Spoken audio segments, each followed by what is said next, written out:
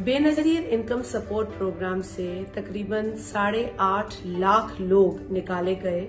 और उसकी मुख्तलिफ वजूहात बताई गई। मसलन अगर आपने गैर मुल्की सफर किया है, आपने अर्जेंट बेसिस पे NIC कार्ड बनाया है या पासपोर्ट बनाया है, या आपके नाम पर गाड़ी की रजिस्ट्रेशन है,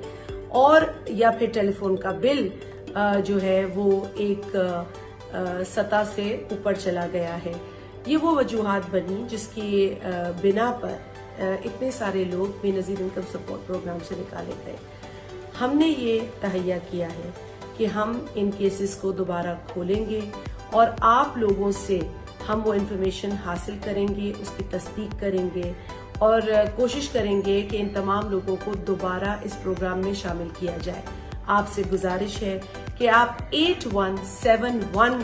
के ऊपर अपना शनाख्ती कार्ड नंबर भेजें अगर आप उन 8.5 लाख बेनिफिशियरीज में शामिल हैं जिन लोगों को प्रोग्राम से निकाला गया, या जिन लोगों को जो अब सर्वे हुआ है उसमें शामिल नहीं किया गया। इन्हीं वजूहात की बिना पर उनको शामिल करने पर गौर किया जाएगा और इस हुकूमत के आने के बाद आपको यकीन दिलाते हैं कि आपके साथ इंसाफ किया जाएगा।